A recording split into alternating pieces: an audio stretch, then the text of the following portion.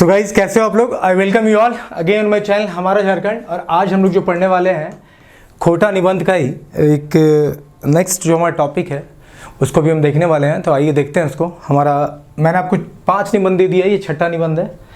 हम निबंध को एक दिन में 2-2 निबंध देने की कोशिश कर रहे हैं आप लोग को। जैसा कि आप सबको पता है, निबंध संग्रह किसके द्वारा लिखा गया है? BN ओदार साहब के द्वारा लिखा गया है। इनका परिचय मैंने आपको दे ही दिया था। हमने आपको पढ़ा दिया सॉफ्ट टच चले हैं, बखेड़ा बखेड़ा लिंग बखेड़ा, बैजका बकरा काम कम। अभी हमको ये पढ़ाने वाले हैं दिस वन। इसके अलावा इधर हम इनके संस्कृति ताऊ पर संकट और हमें खड़ा हो इतना हो गया है। मतलब कि 3 तो 5 हो चुका है, ये छठा आपको मिल रहा है। और आज रात में हम कोशिश करेंगे ताकि रात में शूट करने की कोशिश करेंगे। एक कुकरे की आत्मकथा, ये दोनों निबंध बहुत बड़ा है। ये दोनों जो है ना काफ़ी बड़ा निबंध है। ठीक है, चलिए हम आज देखते हैं अपना कि सर्वधर्म संभाव और राष्ट्रीय एकता। तो इसको हम पढ़ने की कोशिश करते हैं। ठीक है,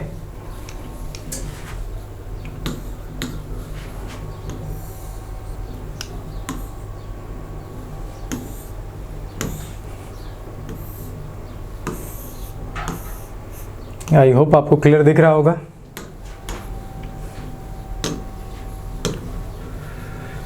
चलिए देखते हैं हमारा निबंध का शीर्षक क्या है कि सर्वधर्म संभाव और राष्ट्रीय एकता। तो ये देखो सब हिंदी है। ठीक है, कि सर्वधर्म संभाव और राष्ट्रीय एकता। समभाव मतलब एक स्वभाव, सारे धर्मों के प्रति समभाव जो है, सम मतलब होता है बराबर भाव, एक सा, सारे धर्मों के प्रति एक सा भाव रखना और राष्ट्रीय एकता, यही हमारा आज का शीर्षक है। ठीक है, तो हमारे BN ओदार साहब लिखते हैं कि धर्म के अर्थ माने बड़ी ढांगा है। धर्म का अर्थ जो है ना वो बहुत बड़ा है। ढांगा मतलब बड़ा। ठीक है, काफ़ी विशाल बड़ा है, ढांगा है। बड़ी अड़गुड़ भाव है एकर, बड़ी अड़गुड़ भाव है एकर में। अड़गुड़ मतलब होता है बड़ा जटिल भाव है, बड़ा कॉम्प्लेक्स है। धर्म का अर्थ जो है बहुत बड़ा भी है और बड़ा कॉम्प्लेक्स है, मतलब जटिल है इसको समझना धर्म को। ठीक है, सोजा सोजी ई भावे कहल जाए पारे ऐसा नियम बा कानून धर्म है कि जकर से गोटे दुनिया के काज व्यापार ठीक से चले है। अगर सीधा सीधा हम ये बोले तो इससे आप ये समझो कि ये वो है, ये ऐसा नियम और कानून है, ये ऐसा नियम और कानून धर्म है जिससे कि पूरी दुनिया का काज व्यापार ठीक से चलता है। देखो ये जो निबंध स्टार्ट हुआ, इससे पहले 2-4 लाइन आप समझ लो इस निबंध के बारे में। देखो BN ओदार साहब ने लिखने की कोशिश करी है ना कि सभी धर्मों के प्रति आपका एक ही भाव होना चाहिए, बराबर का। आप किसी भी धर्म को ऊंचा नीचा मत समझो, चाहे वो हिंदू का हो, चाहे मुस्लिम का हो, चाहे सिख हो, चाहे ईसाई हो, चाहे जैन हो, चाहे बुद्ध, जो भी हो। ठीक है, कि सभी धर्मों के प्रति आपका जो भावना होना चाहिए आपके मन के अंदर बराबर होना चाहिए। आगे लेखक बताते हैं निबंध में कि देखो होता क्या है ना कि ये एक उदाहरण देते हैं। जैसे मान लो बिजली, जो वायर में जो तार में करंट होता है वो उसको आप देख नहीं सकते हो। तो खुदा भी, भगवान भी, गॉड भी पहले तो ये बोलते हैं कि सब एक ही हैं, एक ही ईश्वर है। बस ये आपका मानना धर्म के प्रति, हर धर्म में अलग अलग भावनाएं हैं। जैसे कि मान लो बिजली जो घर में आती है, जो इलेक्ट्रिसिटी घर में सप्लाई होता है, उसमें करंट जो होता है वो दिखता नहीं है। तो ये भगवान भी, गॉड भी दिखते नहीं हैं, लेकिन उसी से पंखा भी चलता है, टीवी भी चलता है, फ्रिज भी चलता है, मशीन्स भी चलते हैं, खाना बनाने वाले इक्विपमेंट्स भी चलते हैं। तो वही करंट जो है ना हर जगह सप्लाई होता है। तो ईश्वर एक ही है और ये एक एक जो इक्विपमेंट है ना, एक एक धर्म जैसा है। फ्रिज के लिए अलग रिक्वायरमेंट है, वो उसे अलग बोलते हैं, टीवी का अलग है। तो ये करंट जो हमारे वायर में आता है, वैसे ही भगवान का इन्होंने बताने की कोशिश की है कि भगवान एक ही हैं। भले आप हिंदू से गॉड बोल लो, मुस्लिम उसे अल्लाह बोल दो, सिख उसे वाहेगुरु बोल लो, क्रिश्चियन उसे गॉड जीसस बोल लो। और सारा धर्म जो है सब का सब में एक सद्भावना ही है। और ये कहीं ना कहीं हमारे राष्ट्रीय एकता के लिए इम्पॉर्टेंट है। बिकॉज देखो नेशनल इंटीग्रिटी जो होता है ना, और हमारा देश जैसा, हमारा देश क्या, आवर कंट्री इज सेकुलर। हमारे कंट्री में सेकुलर वर्ड को बाद में इंट्रोड्यूस किया गया। मैंने शायद किसी लेक्चर में, यूट्यूब के किसी वीडियो में MCQs में बताया भी है, शायद टॉपसी में बताया। सेकुलर क्या होता है? India is secular state means what? Where all religions are treated with equal respect. कि जब हर धर्म को आप इक्वल रिस्पेक्ट से, इक्वल इज्जत से सम्मान देते हो, तभी आप कहते हो कि दैट कंट्री इज सेकुलर। तो India is a secular state जहाँ पे हर धर्म के प्रति जो मन की भावना है, जो संविधान में जो उनको इज्जत है, सब बराबर है। ठीक है, हर धर्म बराबर है। तो उसी पे कुछ लिखा हुआ है, बाकी जो भी चीज़ें मैं आपको निबंध में ही बताता चलता हूँ, आप सुनते चलना, ठीक है। शुरू में ये बोलते हैं कि धर्म का अर्थ बहुत बड़ा है, बहुत जटिल है। अगर सीधा सीधी आपको समझा जाए तो आप ऐसे समझो कि ये वो नियम या कानून धर्म है जिससे पूरा दुनिया का कार्य व्यापार ठीक से चलता है। मैंने कहा धर्म माने नियम, मतलब कि धर्म मतलब क्या होता है, धर्म का मतलब होता है नियम। और बेगर नियम के तो कोनो काम हेवे ना है, और बिना नियम का तो कोनो काम होता नहीं है। जिंदगी के पैत क्षेत्र नियम का दरकार पड़े है, जिंदगी के प्रत्येक क्षेत्र में नियम का जरूरत पड़ता है। बेगर नियम के गड़बड़ी भई जाए, बिना नियम के गड़बड़ी हो जाता है। देखो अगर आपको एक इंडस्ट्री रन करनी है तो वहाँ भी कुछ SOP होता है, स्टैंडर्ड ऑपरेटिंग प्रोसीजर होता है, उसी नियम पे वो प्लांट चलता है। अगर आप देश की कानून व्यवस्था की बात करें तो वहाँ भी एक नियम है। आप अगर सड़क पर चलते भी हो तो बाएं चलने का नियम है, ठीक है। हमारे यहाँ राइट हैंड ड्राइव है, बहुत जगह लेफ्ट हैंड ड्राइव है। तो बिना नियम का आपका ज़िंदगी में कुछ नहीं होता है। नियम पालन करके ही आप समाज में, देश को अच्छा से चला सकते हो, समाज में अच्छी ज़िंदगी निर्वहन कर सकते हो। तो वही बोलते हैं कि बेगर नियम के गड़बड़ी भई जाए, बिना नियम का तो गड़बड़ी हो जाता है। जे रंगे देखा सड़के पई दिने हजारों लाखों गाड़ी घोड़ा आदमी चले हत, मकिन कैट को कोनो नाय हव हईन ऐसने की ले। ये बोलता है कि जैसे आप देखिए जे रंगे में, तो जिस प्रकार से आप देखो कि सड़क पे हजारों लाखों गाड़ी घोड़ा चलते हैं, आदमी भी चलते हैं, लेकिन कैट को मतलब परेशानी, किसी प्रकार की परेशानी नहीं होती है। क्यों नहीं होती है, ऐसा की ले, ऐसा क्यों परेशानी नहीं हो रहा है? किले कि हुआ एगो नियम है, बावा करे बा धायरे चले, क्योंकि वहाँ नियम है बाएं तरफ चलने का। धारे का मतलब तरफ, किनारा, कि मतलब लेफ्ट साइड चलने का वहाँ नियम है। बायां तरफ, बायां आप किसको बोलते हो, लेफ्ट साइड को चलने का वहाँ नियम है। सब कोई अपन बावा धायरे चलहत तो ठीक ठाक चले है, यदि केहू नियम के पालन ना करे तो ओकर एक्सीडेंट भई जाए। तो वही बोला कि जो अपने बायां तरफ का नियम जो है कि सड़क पे बायां तरफ चलना है, इसका नियम का जो फॉलो करते हैं वो ठीक ठाक चलते हैं, और जो इस नियम का पालन नहीं करते हैं उसका एक्सीडेंट हो जाता है। सोचा यदि बावा घायरे चले के नियम ना रहत लग तो सबे पटकाए मरतला। सोचो अगर बायां तरफ चलने का नियम नहीं होता ना तो सब लोग पटका के मतलब एक्सीडेंट से मर जाता। सही तरी धर्म समाज के बेस तरी चलावे के नियम के, उसी तरह से धर्म समाज को अच्छे से चलाने का नियम है।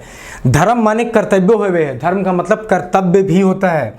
देखो हर निबंध में बोलता हूँ, ये BN होदार साहब का अपना निजी राय है, आपको इनके राय से सहमत होना जरूरी नहीं है, लेकिन एग्जाम में जो प्रश्न आएंगे ना तो जैसा राय इन्होंने यहाँ दिया निबंध में उसी को देखते हुए आपको उत्तर देना है। ये बोलते हैं हामिन तो इन पई दिन बचकित रही तो तोर धर्म जानो बाबू, ई तोर धर्म है को बाबू हाई नहीं। ये बोल रहा हम लोग हर दिन बोलते रहते हैं, हम लोग तुम लोग को प्रत्येक दिन बताते रहते हैं कि ये तुम्हारा धर्म है बाबू, इसको जानो, यही तुम्हारा धर्म है। मैंने कि ई तोर कर्तव्य को, मतलब कहने का मतलब क्या है कि यहाँ धर्म को कर्तव्य भी बताया है। तो मतलब हम जब तुमको बोलते कि ये तुम्हारा धर्म है, इसे जानो, ये तुम्हारा धर्म है, इसको फॉलो करो, मतलब हम तुम्हारे कर्तव्य को बताते हैं, मतलब ये तुम्हारा कर्तव्य है। और कर्तव्य कैसन, ओइसन कर्तव्य बा काम जकर से समाज बेस से चले, सब जन सुख चैन से जियत। अब कर्तव्य भी कैसा है, उस तरह का कर्तव्य है जिससे कि समाज अच्छे से चलता है, सब लोग सुख चैन से जीता है, ठीक है।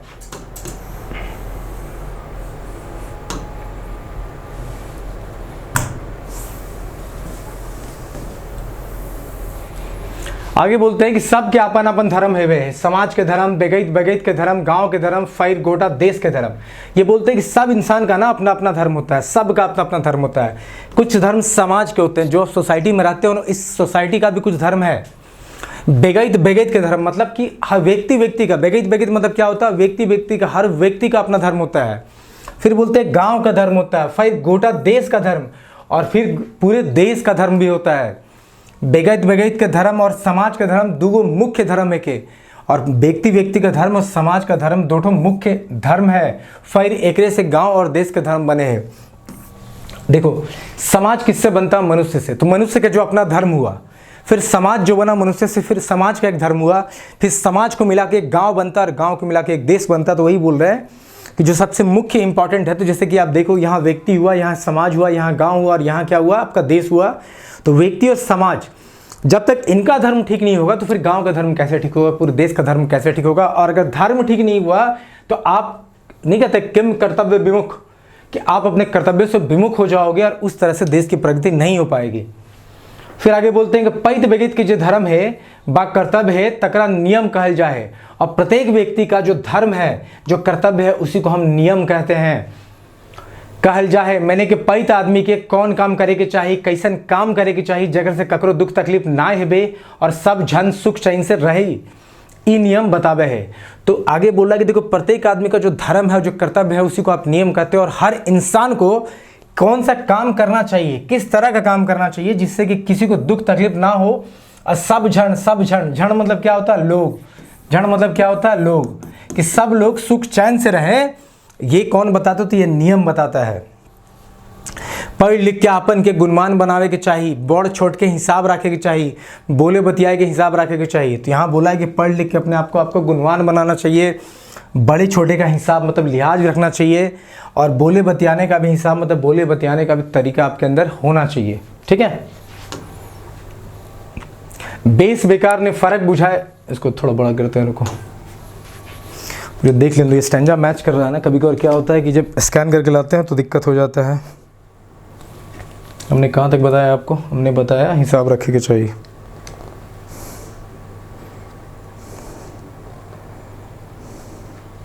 ठीक,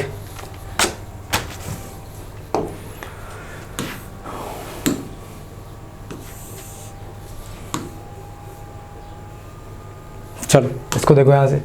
तो ये बोला बेस बेकार ने फर्क बुझे के ज्ञान रखे के चाहिए, यह है नियम। तो देखो क्या क्या बोला।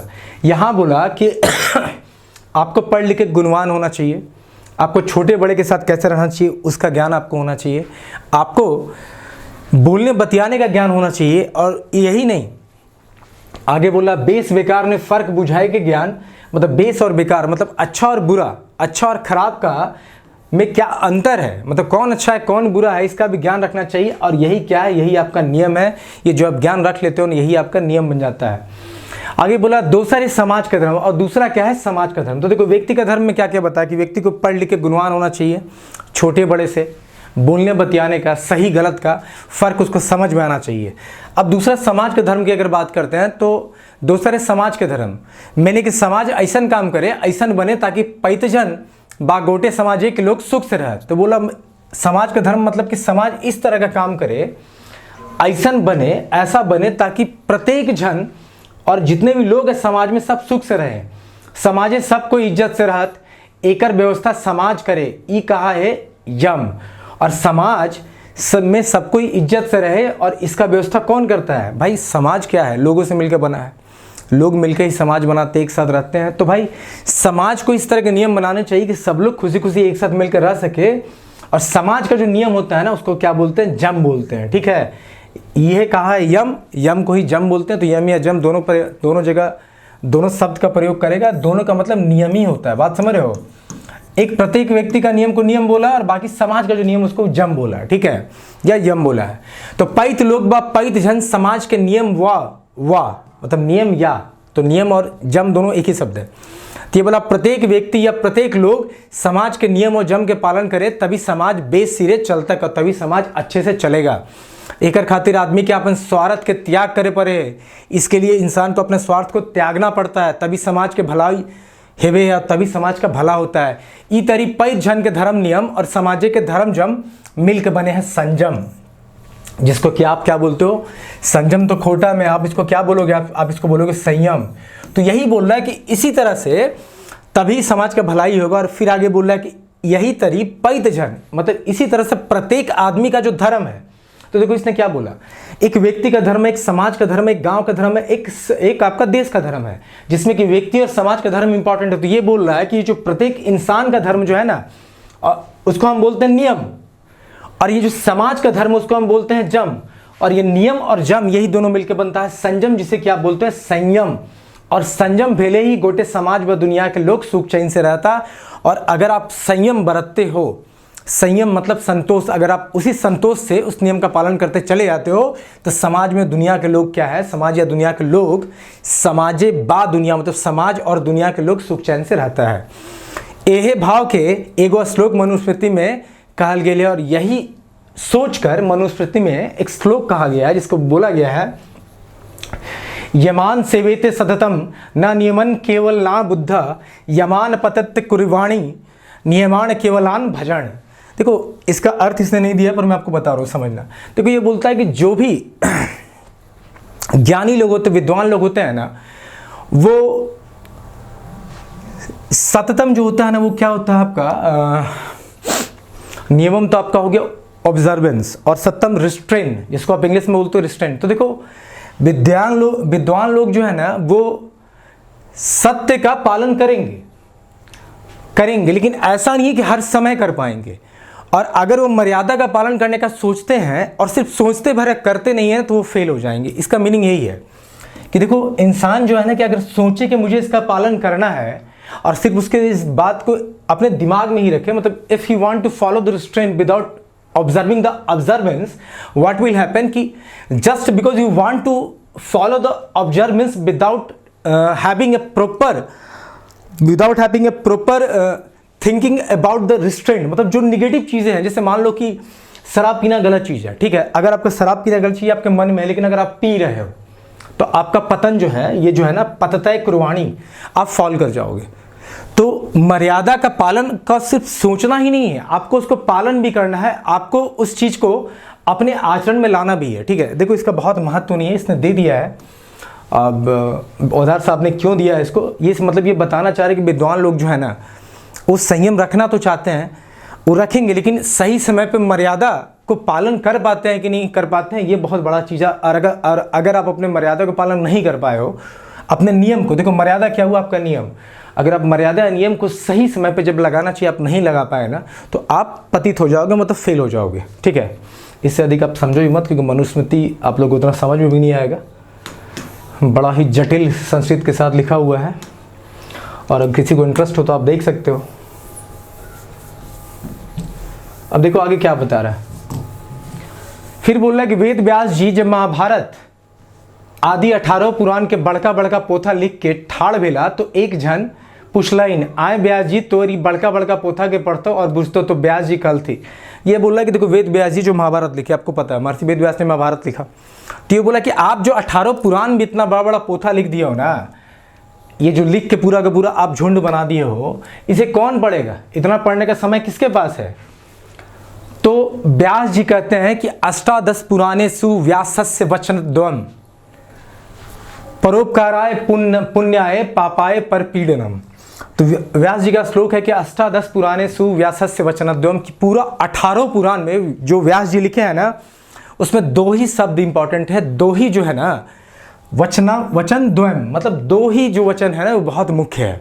अष्टादश पुराणेषु व्यासस्य वचनद्वयम, मतलब पूरा का पूरा 18 पुराण जो महर्षि व्यास लिखे हैं उसमें 2 ही चीज़ इंपॉर्टेंट है। वो क्या है कि परोपकाराय पुण्याय पापाय परपीडनम, मतलब कि परोपकार ही सबसे बड़ा पुण्य है, किसी दूसरे पे उपकार करना, मदद करना, सहायता करना ही सबसे बड़ा पुण्य है। और पापाय परपीडनम, और सबसे बड़ा पाप क्या है, सबसे बड़ा सिन क्या है, तो है दूसरे को सताना, दूसरे को दुख देना, दूसरे को कष्ट पहुंचाना। तो यही इसका मतलब है कि अष्टादश पुराणेषु व्यासस्य वचनद्वयम परोपकाराय पुण्याय पापाय परपीडनम, मतलब दूसरे को जब आप मदद करते हो, सहायता करते हो, तो वो सबसे बड़ा पुण्य है। और दूसरे को कष्ट देना, दुख देना, किसी को पीड़ा देना, सताना जो है सबसे बड़ा पाप है। तो ये 18 जो पुराण है ना, जैसे कि महर्षि वेद व्यास ने लिखा है, इसका निचोड़ यही 2 चीज़ पे है, ठीक है। अब आगे देखो क्या बोले, मैंने कि 18 पुराण में व्यास जी मोटे दुई को, इसी को यहाँ बोला है कि मोटे दुई को मोट बात कहले है कि दोसर के भलाई करे के जैसन पुण्य ना है, और दोसर के सतावे के जैसन पाप ना है, सब के भलाई करे के सोचा और करा, ककरो बुराई ना करा, सतावा ना, यही है कि असल धर्म। तो 18 जो पुराण है उसमें यही 2 बात बोली गई है कि दूसरे को जो सताते हो वो पाप है, और दूसरे के लिए जो आप करते हो, पुण्य करते हो, वही आपका, जो परोपकार करते हो वही आपका पुण्य है। इसीलिए सबका भलाई करो, सबका भलाई सोचो, किसी का बुराई मत करो, किसी को मत सताओ, और यही जो है आपका असली धर्म है। तो धर्म असली क्या है कि परोपकार ही आपका असली धर्म है, ठीक है। चलो आगे चलते हैं।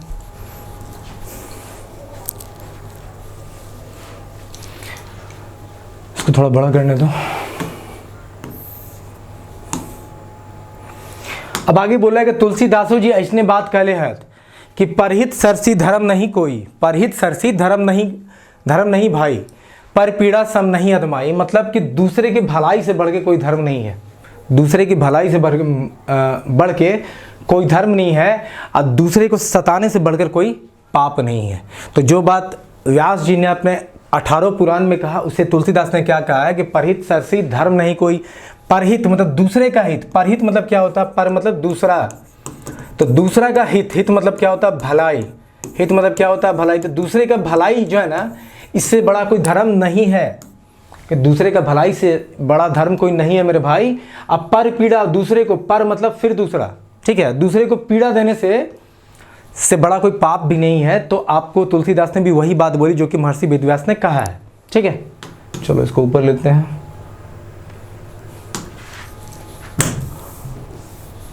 आगे बोल रहे हैं, सब कोई सुख चैन से जिए, सब जीव जगत सुख से जियत, सबके जीवे दुख दर्द बुझा है, ई बूझ के कौनो करे के चाहिए। ये बोला सब कुछ सुख चैन से जिए, सब जीव जगत में सुख से जिए, और सब जीव को दुख दर्द बुझाता है, और यही सोच के, ठीक है, ई बूझ के कौनो करे के चाहिए, और सबको तकलीफ होता है, यही सोच के कुछ करना चाहिए। ऐसा काम करे के चाहिए जगह से गोटे दुनिया के बेस से चले, और ऐसा काम करना चाहिए ना जिससे कि पूरी दुनिया जो है ना अच्छे से चले, बेस से चले, ठीक है। ये बोला आगे, यह मुख्य बात के गोटे दुनिया के धर्म कर्म चलवैया मुनि महात्मा पैगंबर ईसा ओलिया फकीर और गुरु सब अपन अपन धर्म में कालियत। और यही मुख्य बात, यही जो बात आपको बोला जा रहा है ना कि दूसरे का हित करना ही सबसे बड़ा पुण्य है, दूसरे को तड़पाना या सताना या कष्ट देना ही सबसे बड़ा पाप है। यही बात, यही मुख्य बात जो है ना पूरी दुनिया के धर्म कर्म चलवाने वाले, धर्म कर्म चलवैया मतलब जो भी, जिस धार्मिक गुरु हो गए, चाहे मुनि हो गए, महात्मा हो गए, हर धर्म में अलग अलग गुरु होते हैं, ठीक है, जिसको आप रिलीजियस प्रीचर, लीडर या फिर जो बोलते हो। जैसे कि हमारे में हिंदू मुनि महात्मा हो गए, पैगंबर हो गए किसी कास्ट में, अरे किसी कम्युनिटी में, ईसा हो गए, ओलिया हो गए, फकीर हो गए, गुरु, तो सब अपन अपन धर्म में यही मुख्य बात बोले हैं कि भाई दूसरे का भलाई करो, वही सबसे बड़ा धर्म है। सब धर्म में कि जैर भाव और मुख्य भाव यह है, चाहे हिंदू धर्म हो, इस्लाम धर्म हो, ईसाई धर्म हो, क्रिस्तान धर्म हो, बौद्ध धर्म हो, जैन धर्म हो, बा सिख और कौनो धर्म हो। तो ये बोला कि सब धर्म का जो मुख्य जड़, मुख्य बात है ना, जो मूल जड़ है हर धर्म का, यही है कि दूसरे को उपकार करो, वही तुम्हारा सबसे ज़्यादा पुण्य देगा, और दूसरे को कष्ट पहुंचाओगे तो वही तुमको पाप का भागी बनाएगा। तो हर धर्म में हर धार्मिक गुरु जो कि धर्म को चलाते हैं वो यही बात बोले हैं। तो सबका मूल जो है, मूल भाव जो है हर धर्म का, वो यही है, ठीक है। चलो आगे देखो, आगे बोल रहा है कि जखन जखन आदमी अपन कर्तव्य के भुलाई गेला, अपन स्वार्थ देखे लागला, समाज के स्वार्थ भुलाई गेला, दोसर के सतावे लागला, तखन मुनि महात्मा साधु फकीर गुरु पैदा भइल और धर्म के चलवला।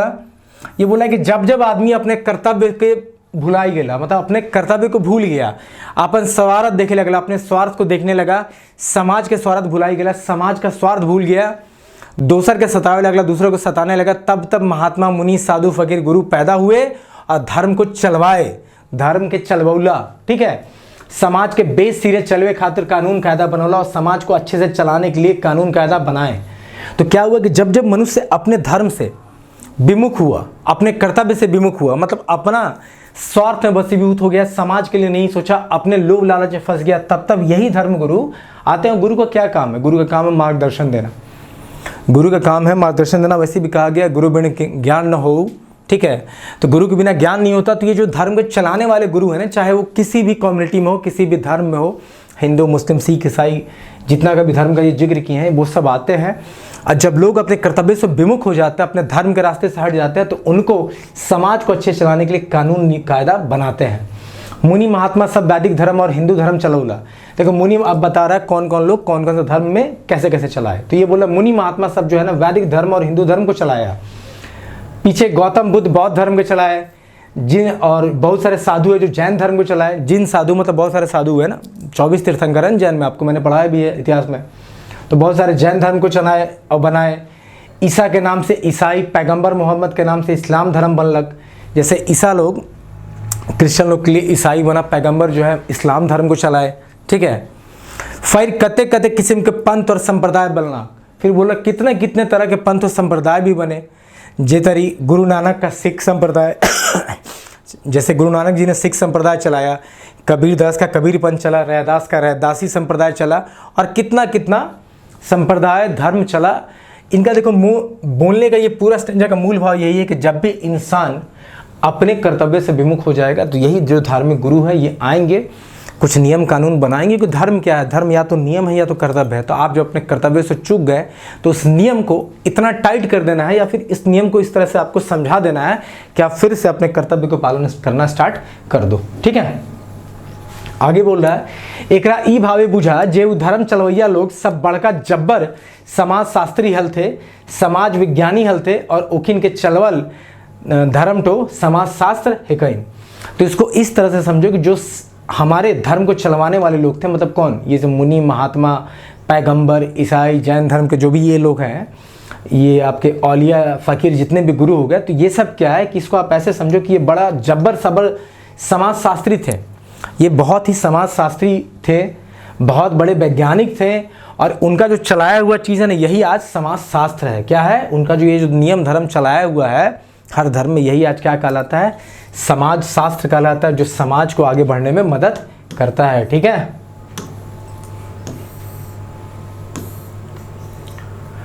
फिर आगे बोल रहा है, एक मिनट, तो आगे बोल रहा है कि तैसने पई धर्म में उसी तरह का प्रत्येक धर्म में एक भगवान बा ईश्वर के मानल गए। उसी तरह बोला कि हर प्रत्येक धर्म में एक ही भगवान है, एक ही ईश्वर को बोला माना गया, क्योंकि हर धर्म बोलता है कि भाई अल्लाह एक है, ईश्वर एक है। हर कोई अपने धर्म में बताता है कि एक ही मालिक है, एक ही गॉड है। तो वही बोल रहा है कि तैसने पैत धर्म में एगो भगवान बा ईश्वर के मानल गेल है, ईश्वर एक एगो है। ऐसा बोला गया है कि ईश्वर जो है एक ही है। ये बात सब धर्म का है, ये बात सब धर्म कहता है, चाहे वो हिंदू धर्म रहे, वो बा इस्लाम, बा क्रिस्तान, बा कौनो संप्रदाय, बा पंथ। तो बोले ये बात हर धर्म कहता है, सब धर्म, चाहे वो हिंदू धर्म हो, चाहे इस्लाम हो, चाहे क्रिस्तान हो, चाहे कोई संप्रदाय हो या कोई पंथ हो, बा मतलब बहुत। ठीक है, ईश्वर एक एक है और चाहे रूप भिन्न भिन्न है पारे। बोला ईश्वर एक ही है, बल्कि ऐसा हो सकता है कि उसके रूप अनेक मिल सकते हैं आपको, लेकिन ईश्वर एक ही है। ठीक है, जे रंग एक एक बिजली के करंट से बत्तियों बरे है, चूल्हाए आइगो जोड़े है, घंटियों बाजे है, पंखावो चले हैं और रेलो चले हैं। ये बोले ये उसी प्रकार है जैसे एक बिजली के करंट से, एक ही करंट से, जैसे देखो ईश्वर एक है, आप उसे देख नहीं पाते, तो क्या आप वायर में करंट को देख पाते हो, नहीं देख पाते हो। तो जैसे एक ही करंट से आपका ये बता रहा है कि चूल्हा भी जलता है, बत्ती भी जलता है, आग भी जलता है, घंटी भी बजती है, पंखा भी चलता है, रेल भी चलता है। तो देखो वही इलेक्ट्रिक करंट से सभी चीज़ें चल रही है।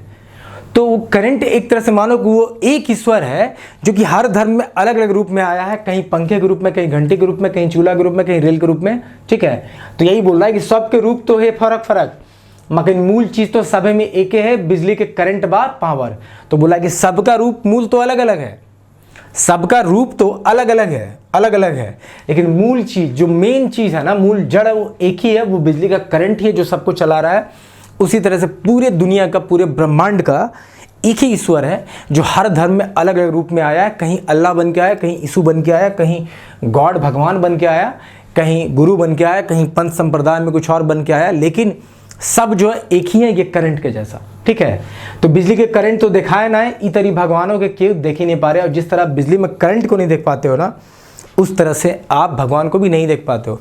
एक जीएस का क्वेश्चन है कि मुझे ऐसे ही बरबस याद आ गया कि जब इलेक्ट्रॉन एक्साइटेड स्टेट में होता है ना, तो और वो जो अपना ऑर्बिट शिफ्ट करता है, तो कितने सेकंड के लिए ऑर्बिट शिफ्ट करता है, मुझे पता नहीं, आप लोग याद होगा कि नहीं, 10⁻⁸ सेकंड के लिए। इसको याद रखना, ये क्वेश्चन 2 या 3 बार मुझे लगता है पूछा गया था। इलेक्ट्रॉन जब अपना ऑर्बिट जंप करता है एक्साइटेशन स्टेट में कितने देर के लिए स्टे करता है, ये सडनली मेरे दिमाग में आया। टॉपिक कुछ और चल रहा है, पर आप लोग याद रखना कि इलेक्ट्रॉन एक्साइटेड स्टेट में जाता है तो किसी ऑर्बिट में कितना देर स्टे करता है, कितना देर रुक सकता है। जैसे आपको पता होगा ना, ये एटम हुआ, ये ऑर्बिट हुआ, तो अगर इलेक्ट्रॉन यहाँ से यहाँ जंप लेता है, ये क्वेश्चन शायद मैंने टेस्ट में दिया है, अगर ये यहाँ से इस ऑर्बिट में जाता है, ये सब क्या हो गया, ऑर्बिट हो गया, तो कितने देर स्टे करता है। ये क्वेश्चन कुछ दिन पहले मैंने देखा, ये 2-3 बार रिपीटेड है, बहुत लोग को शायद याद नहीं होगा, तो आप ध्यान रखना। ठीक है, चलो फिर हम यहाँ पे आते हैं। जब करंट बिजली की बात चल रही थी, तो ये इलेक्ट्रॉन का एक्साइटेशन मुझे इसलिए याद आ गया। अब आगे बोल रहा है कि संस्कृति एगो श्लोक है, कि संस्कृति मतलब संस्कृत में एक श्लोक है, एकम सद विप्रा बहुधा वदंती, मैंने कि ईश्वर एगो है मकिन पैत जन फरक फरक बजकत हत। देखो संस्कृत में एक श्लोक है कि एकम सद विप्रा, विप्रा माने विद्वान लोग। ठीक है, तो एकम सद विप्रा बहुधा वदंती, देखो क्या है, सत्य एक ही है लेकिन बोलने वाले अलग अलग बोलते हैं। यहां पे इसका मतलब यह है कि ईश्वर जो है एक सत्य है और सत्य एक ही है, लेकिन आप जितने विद्वान से पूछोगे ना वो अलग अलग रूप में परिभाषित करेंगे उसे आप, ठीक है। मतलब कि चीज़ एक है, मूल जड़ सत्य ईश्वर सब एक है, लेकिन हर धर्म, हर संप्रदाय, हर पंथ में उसका विवरण आपको अलग तौर पे मिलेगा, अलग अलग रूप में मिलेगा। तो यही बोलना चाहा है कि एकम सद्विप्रा बहुधा वदंती, वदंती मतलब बोलना, वदति वदथा वदंती, ठीक है। तो ये आप संस्कृत में बोला गया है, बहुधा मतलब बहुत अलग अलग प्रकार से, ठीक है। ये संस्कृत का शब्द विप्रा हो गया, विद्वान शब्द मतलब बना है सत विप्रा, सत्य के हिसाब से, ठीक है। तो बोला सत्य एक ही है, जिसे विद्वान लोग एकम सत्य विप्रा, सत्य एक ही है, ये बना है सत्य विप्रा से, सत्य एक ही है, लेकिन उससे विद्वान लोग अलग अलग तरह से बोलते हैं। जैसे आगे बोल रहा है कि इस्लामो धर्म में ऐसने है कहल गए, बोला इस्लाम धर्म में भी यही कहा गया है कि ला इलाहा इल्लल्लाह मोहम्मद उर रसूल अल्लाह, कि भाई अल्लाह एक ही है, सबका मालिक एक ही है, ठीक है। अब आगे क्या बोल रहा है देखो,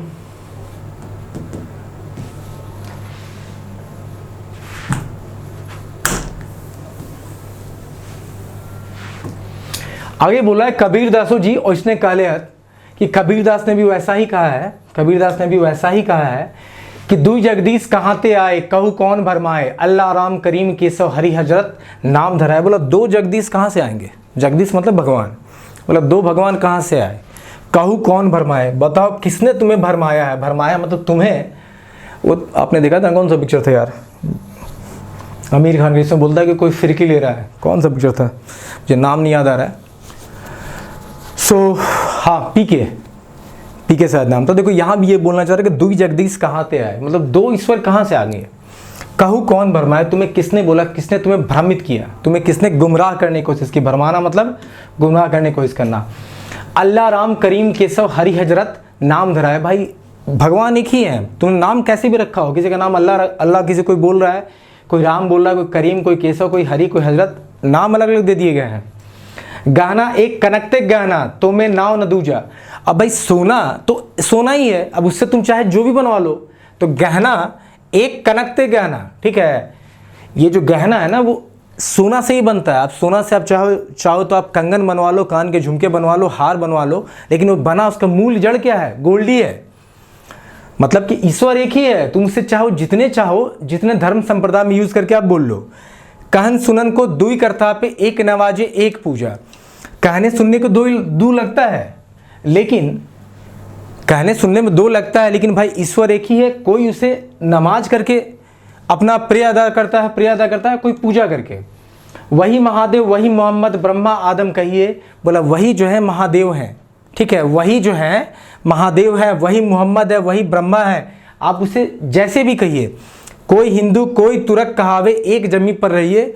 अब आप चूंकि अलग अलग धर्म को मानते हो, अलग संप्रदाय को मानने वाले हो, अलग पंथ को मानने वाले हो, तो आप चाहे उन्हें महादेव बोल लो, चाहे मोहम्मद बोलो, चाहे ब्रह्मा बोल लो, उसी के तहत आप जो धर्म को मानते हो, तो कोई हिंदू कहलाया, कोई तुर्क कहलाया, ठीक है, कोई तुर्क कहलाता है, लेकिन जमीन तो यही है, आपको रहना यही है। वेद किताब पढ़े हुए कुतवा के मौलाना वे पांडे, बिगत के नाम धराओ एक माटी के भांडे, भांडे मतलब क्या होता है, बर्तन, भांडे मतलब क्या होता है, मिट्टी का बर्तन। तो देखिए ये बोल रहा है ना कि कोई वेद पढ़ने वाला पंडित कहलाता है, कोई वेद पढ़ने वाला पंडित कहलाता है, कोई इस्लाम में क्या उसको बोलते हैं, कोई कुरान पढ़ने वाला कुतबा कहलाता है। तो आप जो धर्म को, जो भी संप्रदाय को मानते हो, जैसे देखो पांडे, मौलाना, तो जो कुतबा को पढ़ता है वो उसको मौलाना बोलते हो, जो वेद को पढ़ता है उसको आप पांडे बोलते हो। पांडे कहने का मतलब हो गया जो वेद को पढ़ने वाले पंडित बोलते हो। तो तुलसीदास का ये जो पूरा का पूरा स्टंजा, इसका मतलब यही है कि दो जगदीश नहीं है, एक ही ईश्वर है, ठीक है। तुमने भले उनका नाम अलग कर रखा है, तुमने अपने में भ्रम पैदा कर लिया है, ये सब नाम तुमने बनाए हैं। जैसे सोने का गहना में सोना एक ही है, उसको चाहे आप कितने भी रूप में ढाल लो, ठीक है, उसी तरह से ईश्वर एक है, चाहे तुम नमाज में पढ़ लो, चाहे तुम पूजा में पढ़ लो, वही मोहम्मद है, वही ब्रह्मा है, वही आपके महादेव है। और उस तरह से जब आप अलग अलग ईश्वर के रूप को मानने लगते हो, तो कहीं आप हिंदू कहलाते हो, कहीं आप तुर्क कहलाते हो, लेकिन रहना इसी जमीन पे है और उसी ईश्वर के गोद में रहना है, ठीक है, शागिर्द में रहना है, मतलब उसी के छत्र छाया में रहना, जिसको आप धर्म को मानते हो। उसी तरह से कोई जो वेद पढ़ता है वो पंडित कहलाता है, कोई कुतबा जो पढ़ता है वो मौलाना कहलाता है। ये कुछ वैसा ही है, विगत के नाम धरा एक माटी के भांडे, मतलब देखो मिट्टी वही है, मिट्टी वही है, मिट्टी से बर्तन बना, तो किसी ने घड़ा बना लिया, किसी ने बाटली बना लिया, किसी ने क्या कहते हैं डुब्बा बना लिया, कोई अलग अलग जो मिट्टी के बर्तन बनते हैं। तो देखो मिट्टी ही है जिससे हजार बर्तन बने हैं, अलग अलग बिगत बिगत के नाम धराए। आपने मिट्टी से बहुत प्रकार के बर्तन बनाए, प्लेट्स बनाए, कप बनाए, आपने नाम अलग अलग दे दिया, लेकिन सब में क्या था, वही मिट्टी कॉमन थी। वैसे ही जैसे ईश्वर कॉमन है, हर धर्म, हर संप्रदाय, हर मूल में एक ही है। ठीक है, देखो जितना बता रहे इतना काफ़ी, इससे अधिक कुछ आप इसका अर्थ देखने मत लग जाना, कोई नीड नहीं है। ठीक है, आगे बोला मैंने कि एक चीज़ के नाम अल्लाह राम करीम, इसी का यहाँ पे आपका थोड़ा सा क्या कहते हैं उसको डिस्क्राइब किया है बी एन उधार साहब ने। ये बोल रहे मैंने कि एक चीज़ के नाम अल्लाह राम करीम केशव हरि और हजरतों एक के फैर दो भगवान कहाँ लगेगा। ये बोल रहा है कि सभी में भगवान एक ही हैं, फिर दो भगवान कहाँ से आ गए। जितनी एक सोना के रकम रकम के गहना बने, वैसे ही जिस तरह एक सोना का ही अलग अलग तरह का गहना बनता है, चाहे ककना कहा, पैजनी कहा, चाहे कंगन कहो, चाहे पैजनी जो पैर में पायल होता है, चाहे सिकड़ी कहो, जेकरे तोहिन महादेव कहा है ओकरे नाम मोहम्मद है के, जिसको आप लोग महादेव कहते हैं उसी का नाम मोहम्मद है। एगो के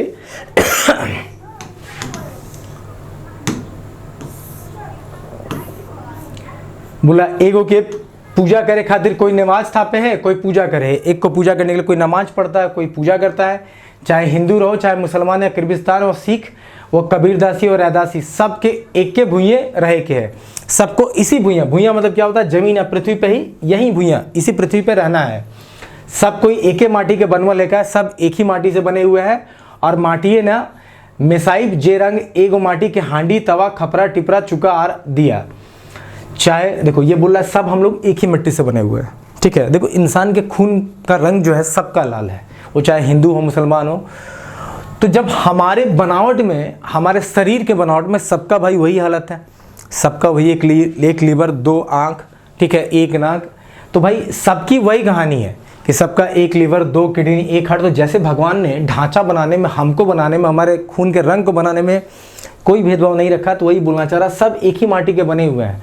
अब चाहे तुमने उस माटी से हजार तरह के बर्तन बनाए और हजार तरह का नाम रख दिया हो, कहीं हांडी तवा खपड़ा ये सब बोला हो, वही बोला कि चाहे मौलवी कुतबा पढ़े, चाहे कुतबा पढ़ने वाले को आप मौलवी बोल लो, चाहे पांडे वेद पढ़े, वेद पढ़ने वाले को आप पांडे बोलो, सब एक ही है, सब एक ही है। ठीक है,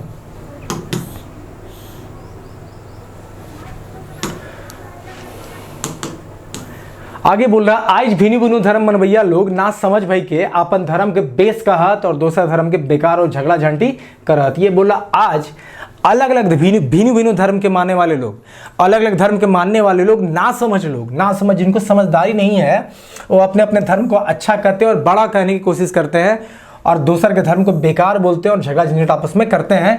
ये ठीक ना, ये सही नहीं है। तो देखो लेखक का मनोभाव यहाँ निकल के आया, ये आपको बताना चाह रहे हैं कि चाहे आप किसी धर्म संप्रदाय पंथ किसी चीज़ को मानने वाले हो, तो सब हर धर्म की आप बराबर इज्जत करो। सर्वधर्म संभाव मतलब कि सब धर्म को एक बराबर नज़र से देखो। ठीक है, तो आगे बोलते हैं कि धर्म के मुख्य भाव के बुझे के चाहिए, धर्म का जो मुख्य भाव है उसको आप समझो। यह देख के इकबाल साहब कहले हत मजहब नहीं सिखाता आपस में बैर रखना।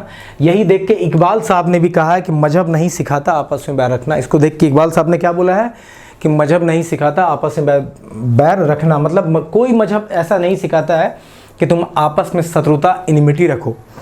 देखो इकबाल साहब ने बहुत अच्छा लाइन कहा है।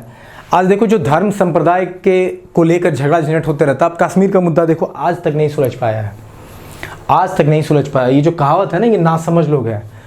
एक बड़ा ही अच्छा कहावत था कि बर्बाद गुलिस्ता करने को बस एक ही उल्लू काफ़ी था, हर साख पे उल्लू बैठा है, अंजाम में गुलिस्ता क्या होगा।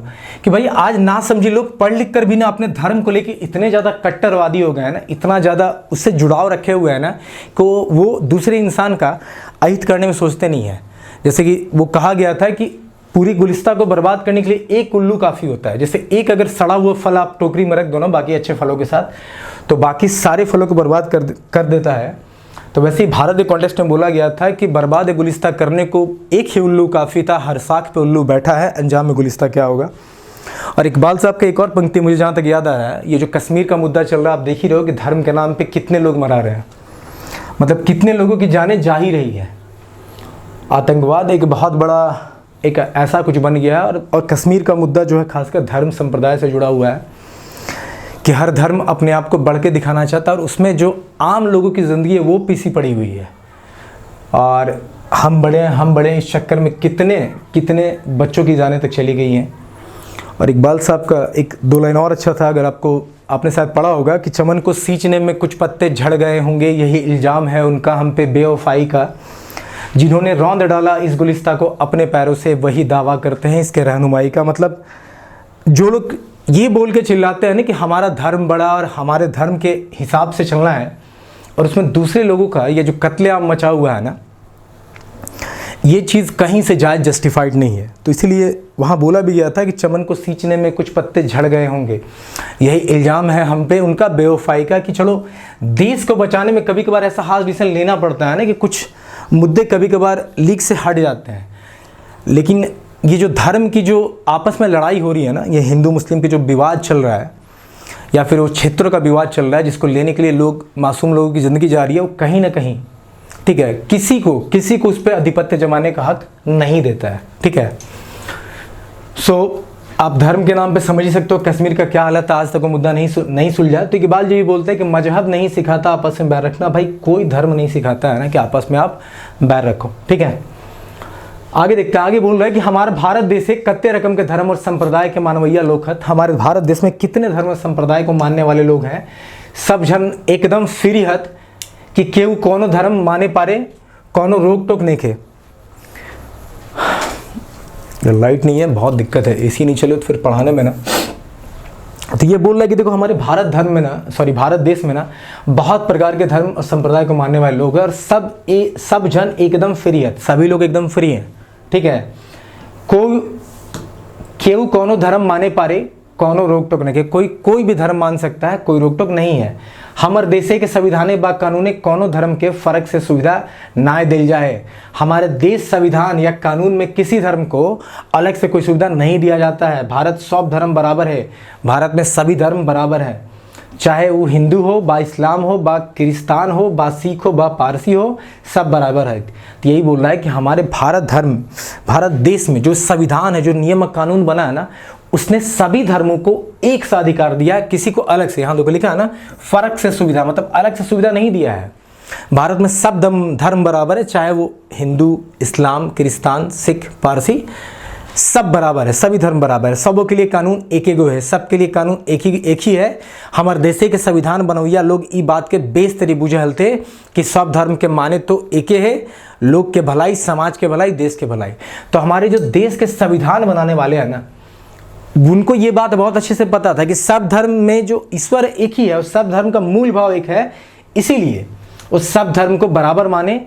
और उसका मतलब क्या था, जो मूल भाव के लोगों का भलाई, समाज का भलाई, देश का भलाई हो सके। ठीक है, फिर अलग से कोनो एक धर्म के खास सुविधा किले दिल जाए।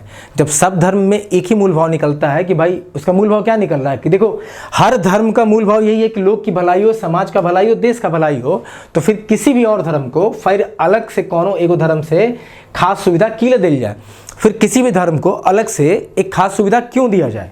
ठीक है, तो इसलिए किसी भी धर्म को एक अलग से हाई प्रायोरिटी नहीं दिया गया है। सब धर्म कानून के नज़र बराबर रहे कि सब धर्म कानून के नज़र में बराबर है। भारतीय लोग के जे कोनो धर्म माने के हाइन मानत, भारत में जो लोग रहने वाले कोई भी धर्म मान सकते हैं। आज हमारा देश ऐसा बड़गा गो देश है जहाँ कत्ते किस्म के धर्म और संस्कृति के लोग जाइत और परजाइत रहत। आज हमारा देश इतना बड़ा देश है, ठीक है, जहाँ कितने किस्म के, कितने प्रकार के धर्म और संस्कृति के लोग जाइत और परजाइत, जो जात और दूसरे जात के भी हैं वो लोग रहते हैं।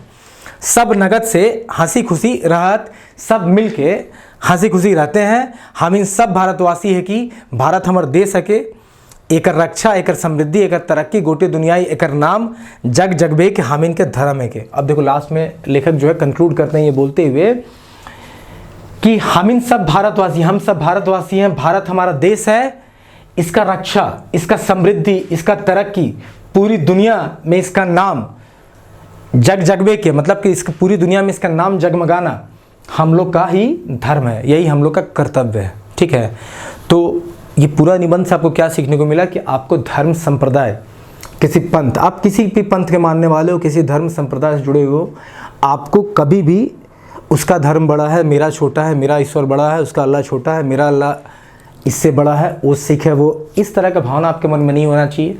हर धर्म के प्रति सद्भावना रखो, अपने आप, देखो मनुष्य के कर्म बड़ा होता है, मनुष्य के कर्तव्य बड़े होते हैं। आपका दूसरे दूसरे के ऊपर हित करना, मतलब दूसरे के लिए कुछ करना, वो चीज़ें बड़ी होती हैं। ये बाकी धर्म, संप्रदाय, मूल पंथ, ये सब है, सबका निचोड़ एक ही है कि सब में यही बोला है कि भाई सद्भावना रखो, मनुष्य का मनुष्य से प्रेम करना चाहिए। इंसानियत जो है उससे बड़ा कोई धर्म है नहीं। तो आपको कभी भी इन झंझटों में नहीं पड़ना है। आप जिस भी धर्म के मानने वाले हो, आप हमेशा दूसरे धर्म के प्रति एक इज्जत रखो, एक सम्मान रखो, एक सद्भावना रखो, और उस तरह से आप अपना भी कर्तव्य को पालन कर सकते हो, समाज के कर्तव्य को भी पालन कर सकते हो। जिस वजह से जब आप अपने कर्तव्य को पालन करोगे, क्योंकि आपसे समाज बना, तो समाज भी उस कर्तव्य को पालन करते हुए गांव और देश, समाज बनाएगा गांव को, और गांव से फिर देश बनता है। तो अगर मनुष्य ने अपना काम, अपना धर्म का निर्वहन अच्छे से किया, तो मतलब समाज में भी हुआ, समाज में हुआ मतलब गांव में भी हुआ, गांव में हुआ मतलब देश में हुआ, और देश से उसको तरक्की प्राप्त होती है, देश की तरक्की प्राप्त होती है। तो हमें हर धर्म के प्रति एक स्वभाव रखना है, कभी किसी के प्रति ऊंचा नीचा नहीं बोलना है, और ना ही ईश्वर जैसे झंझटों में पड़ना है। देखो, सबको मानने वाले जो भी हों, सबका मूल अस्तित्व एक ही है, ईश्वर एक है, चाहे जो भी हो। यहाँ पे लेखक बता रहे कि वो हर धर्म में अलग रूप में भले ही आए हों, लेकिन वो एक है। और हमारा जो मेन कर्तव्य है, हमारा जो मेन धर्म है, वो है मनुष्य के प्रति भलाई करना। ठीक है, इसलिए मैंने वहाँ बोल दिया था कि अष्टादश पुराणेषु व्यासस्य वचनद्वयम् परोपकाराय पुण्याय पापाय परपीडनम्, मतलब दूसरे को सताना सबसे बड़ा पाप है, दूसरे की भलाई करना ही सबसे बड़ा पुण्य है। ठीक है, तो ये भी आपका निबंध खत्म होता है। अब हम आपको देने वाले हैं एगो कुकरी की आत्मकथा, काफ़ी बड़ा है। चलिए फिर जल्द मिलते हैं।